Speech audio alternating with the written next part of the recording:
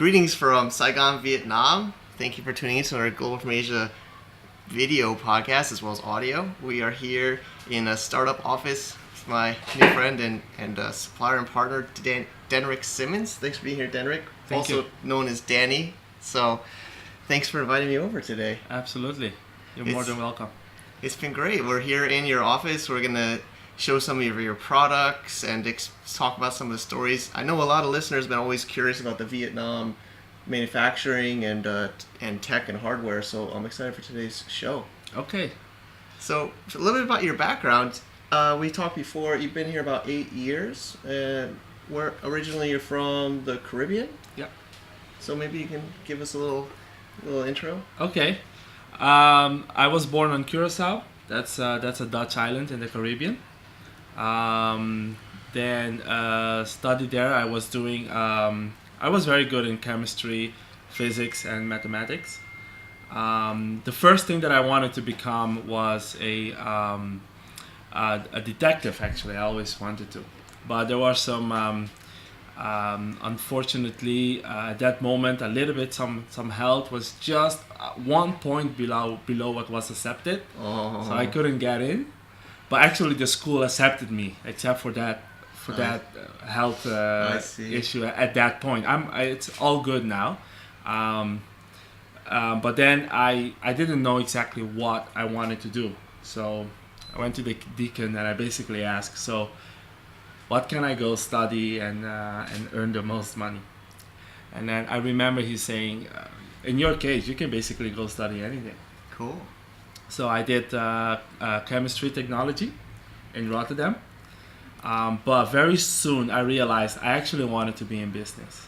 I didn't see myself working in the oil and stuff like that for the rest of my life. So that's where my passion for business started. And then how'd you get to Vietnam? So I had a friend. She was Vietnamese. I was pretty close. Then in that time, everyone, I'm talking 2005, 2006, and everyone was talking, Asia is booming. Exactly. Asia is booming. Asia is booming. Me, yeah. And I couldn't understand what that meant. But except for one thing, if Asia is booming, I need to be in Asia. Yeah, we're on the same page. So then I started doing my research, and I also speaking to my friend who is Vietnamese, and the numbers out of Vietnam were pretty awesome. It's like 6.9 growth, 7.3 growth. I'm thinking, maybe Vietnam is not there yet, but they can probably be there 10 to 20 years from now. So my vision told me, make sure you're in Vietnam before that happens. Nice. Yeah, we're similar time. I mean, I came into China at the end of 07, so I was also tempted to go to Vietnam more. Everybody's saying that was really the next China, and it's been growing, and so it's awesome. You've been here this many years. It must. I mean, I was just here like last year, and there's already been so much progress. So it must have been a huge growth since you've been here for like 8 years. Yeah, absolutely. Very fast. Mm-hmm. So today we have your products here on the for those watching with Aqua Grow Greens is the brand, is your product. So congratulations.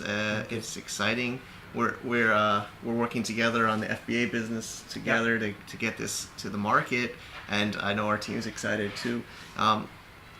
It's a really great design. I think that's what really stands out. Of course, the use case too, but I would think if we talk about product design in Vietnam, I think there's a lot of talent here. I think we met one of your friends, another designer, the other day. Do you want to share with people about some of the design talent or experiences you've seen here? Yeah, I think Vietnam is a country that it's all about learning. People really make an extra effort to get the chance to learn more. And I think that's one of the driving forces of the design capabilities in Vietnam. Cool. That's for sure. And they are they understand the importance of export. They understand the importance of having a product, and that design is the very beginning of that. Great. So, of course, there's design, and then there's manufacturing, which, of course, complement each other, but are different.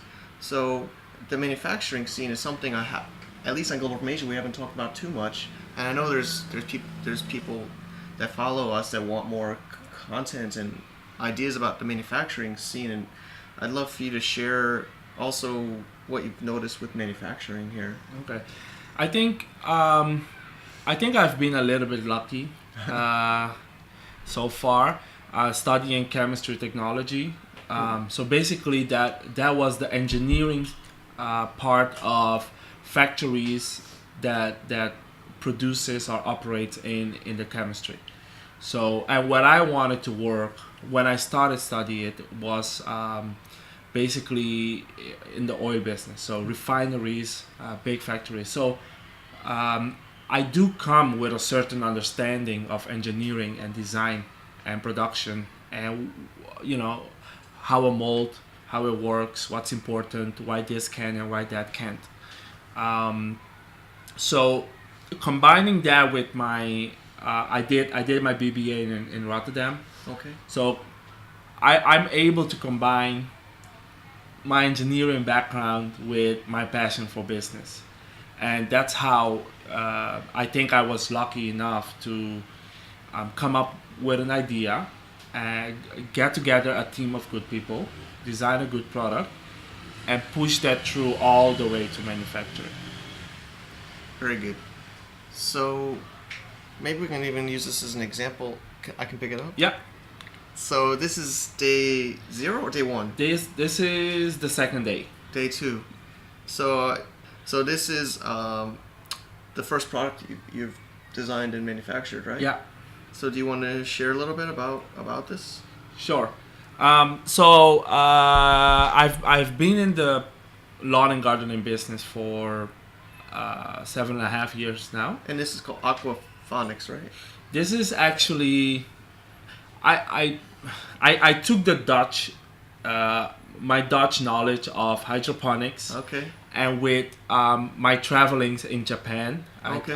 I got the idea and the design, and I combined those two together to design a product that is still based on hydroponics, but it's not complicated at all. I mean, anyone can use this product, even a 3-4-year-old kid. Yeah. So the seeds will lie inside of the tray that has a design factor to it at the bottom that allows it to grow, the roots to go through. And so here you can see that some roots are already starting to come through. Wow. And that's nature. That's nature. That's pure nature. It's not us doing anything great.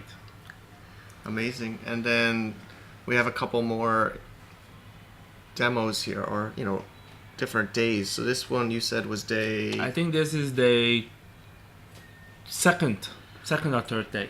Okay, so Yeah. for those listening, you can't see it. We'll put pictures on the notes, but they're starting to sprout more now. So, and it's purely just in the water, and it's growing roots. So I'm sure I can see roots already underneath. Yeah. Can I pull it up? Yeah. Yeah. So there's deeper roots that are going into the water to actually grow these sprouts, and then the third demo here, or third third scenario, this would be how many? Third or fourth day. Third or fourth Yeah. day. So it's grown quite a lot, and you can see the roots are going very deep into the water, and it's sprouting up. So it's great. So I like it, actually. I didn't know that story. So you took the Dutch. Because I went to Holland quite a few times to Yeah. learn about hydroponics. Sure. Working in that industry, but actually the idea came to me when I was traveling in Japan. So I combined those two together Very good. somehow to decide that it's time for me to start a company. It's great. And then back to the business part with the manufacturing.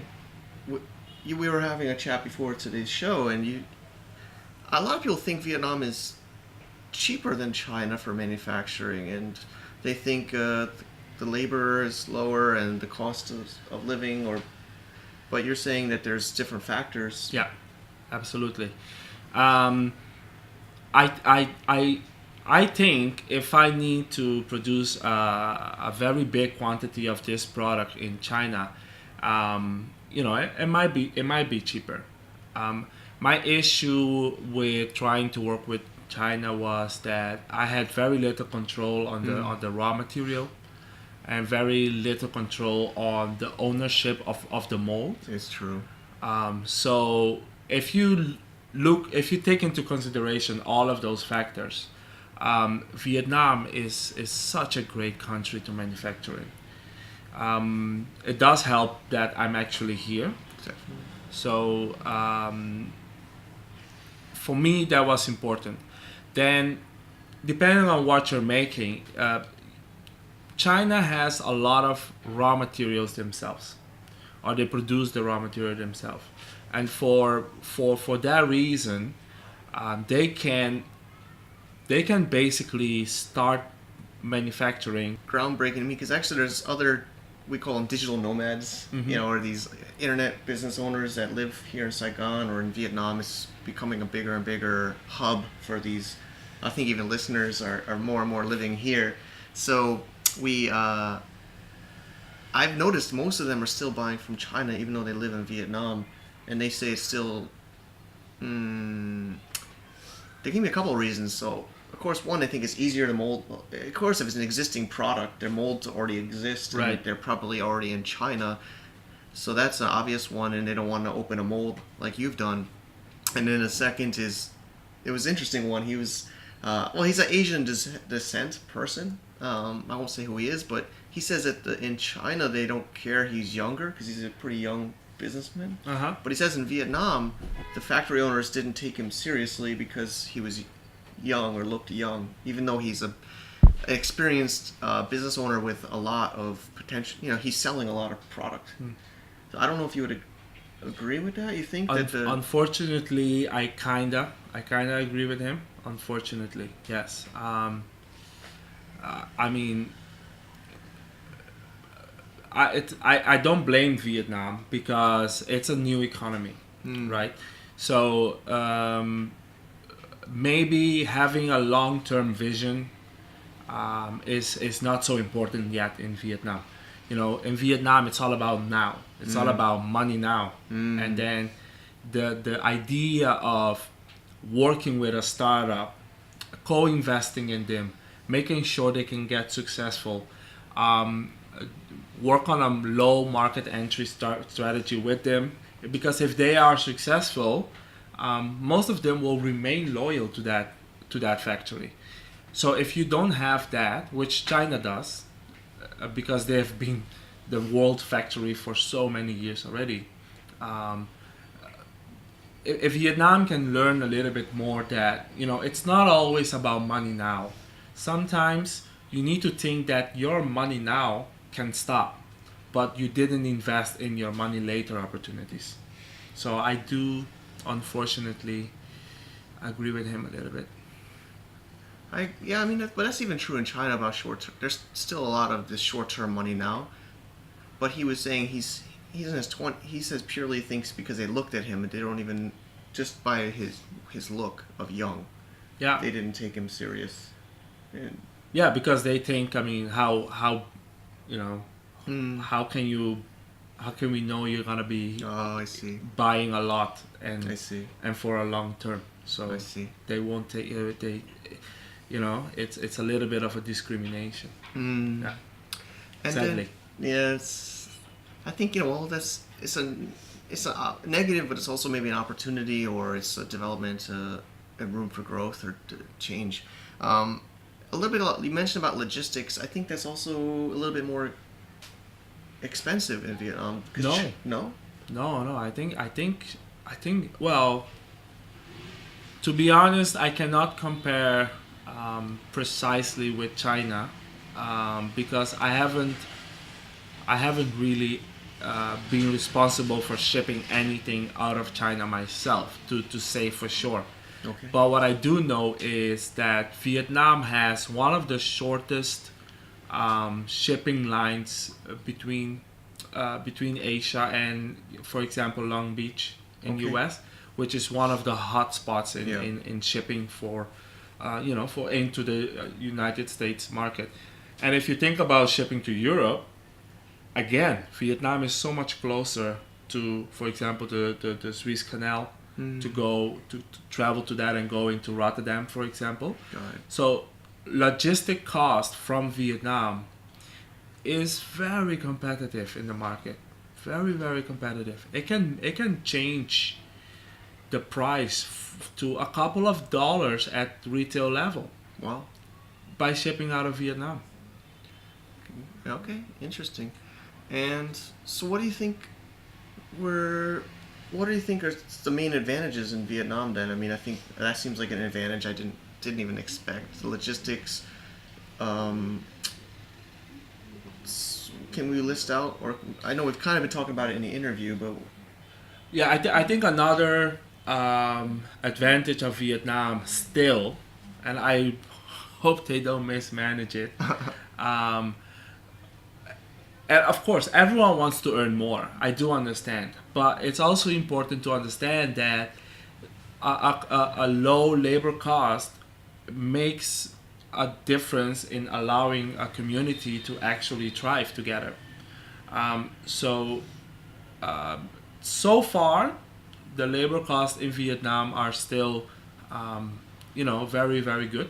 Um, it's I'm not against people earning more money. I do think everyone should earn more money. Yes, but if food and rent and electricity and all those things, if they don't go up in a crazy manner, and if there's not a high inflation, labor cost is a low labor cost is actually really good for Vietnam. it's totally true. Yeah. Well, nobody likes high cost of living, especially if it's going to rent or to, basic commodity type things. So hopefully, I know in the Philippines electricity is crazy expensive. Yeah, Eh, yeah. It's like a massive cost. I've had some businesses with offices there, and the costs are crazy for air conditioning and things like that. So hopefully, yeah, I agree. Hopefully, it can stay reasonable for the Right. for the You know, economy. Vietnam exports crazy amount of cashew, good amount of rice, pepper. All those things are commodities. So if labor costs go high, it also means that your rice price or your cashew price is gonna be as high as any other country that's exporting the same commodity. And then what happens? You lose the advantage, right? That's a very very good reason for FDIs to come and look into Vietnam. You, Okay. you can really get things done here. Sure. So just for those that aren't familiar, FDI is foreign direct investment, Yeah. right? So people to invest in Vietnam and set up a company here, offices, buying product. Yeah. So I should have asked earlier, but it's coming to my mind. You said bamboo material, or what would be some good products materials that would be really a good using at Vietnam labor, not labor, raw materials. Raw materials, right? So a lot of natural materials like, of course, bamboo, rattan. I think Vietnam has a big supply of those type of raw material. But Vietnam is also doing a very good job in, for example, textile. So there's quite a big supply of that raw material in Vietnam. Okay. And I might need a couple of minutes to think Sure. about a few more, but Sure. don't count Vietnam out for high technology. Chips, processors. If you count those as Okay, it's not a raw material, but it's a big part in allowing, for example, big companies to make mobile phones or laptops. So if you're looking for products that you're combining electronic with, let's say, plastic, rubber, some silicone, or anything else, Vietnam is a great place for those type of manufacturing as well. No joke. Okay, great. Thanks for these insights. So what's your future plans for your business for? Yeah, so we are working on a second product at the moment. Aqua Grow Greens, and our brand is mainly Vita Hero. It stands for vitamin and hero. Vita So Hero. Vita Yeah. Hero, but you write HIRO Okay, instead of HERO. got So it. kind of Vita Hero, but it's Vita Hero. Is that Japanese? Hiro? It's feel like- yeah, I kind of wanted that I feel like that it has feeling. that Japanese feel. Yeah, because I got the idea when I was in Japan, so I kind of wanted to stay a little bit true to where I come from, not personally, but the company, the idea for the company. The second product is it's also a tool that allows anyone to grow their own. That's the coffee machine. Yeah. Okay, I think it's done. So our second product is the same tool that allows people to grow their own microgreens, but it's gonna have an elevated look to it. This is already a nice design. It's a little bit fashionable. A lot of thought went into this design to allow people to single-handed operate the product while changing the water, and to allow you to cut as much green as possible and as little waste. The second product will use glass and stainless steel, which is a little bit more elevated. It's more Got it. fancy, very fancy and classy look. But now already we started working on what I call a living painting. It's a product that it's gonna be, maybe as big as 6 cartons, and it's fully automated. So you just add water and you add some nutrients to the water, Okay. and then you turn it on, and it's gonna do all the water movement and everything that you need, so that you will hydroponically grow your own vegetables and herbs on the wall. I see. So That's nice. basically you just hang it in your kitchen, because it will come with an LED light, a very, very high-tech LED light that, there will be some timer, and it's gonna be linked to an application on your phone. So let's say you travel for business. So you can decide through your app when you want to turn off the light, Oh, when you want to turn on the light, or you can put a timer, let's say 8-hour light, and the rest the light is off for when you're traveling. So that's what we started working on right now. exciting times. Yeah, I mean, I think of course, we're excited. Our startup, Para Living, with Amazon, Roland and Kedrian and Mayor. Also, I don't think you've talked to everyone, but we're all very excited to see this and getting it to the market. So thanks. I'm so happy we got to do this while I was in town and meet and see everything, and I think that's about it. Do you have anything else you'd like to share with the listeners? Well, Oh, here we go. you can take one. Take a long one, and then Whoa, yeah, it's okay. can eat Just this. eat the top. just the top. It's a Okay. little bit young, but I don't think you will hate the taste. I think it's gonna be pretty Okay, cool. let's do it. Oh, yeah, it's good. It's strong. You're very It's strong. very Yeah. strong taste. So yeah, just for those watching, we're eating the actual sprout, one of the sprouts that's been grown. So that's good. Make some salad. Maybe that's Exactly. my lunch today. Exactly. Yeah. Awesome. Okay, Danny, thank you so much. Thanks, Mike. Cheers.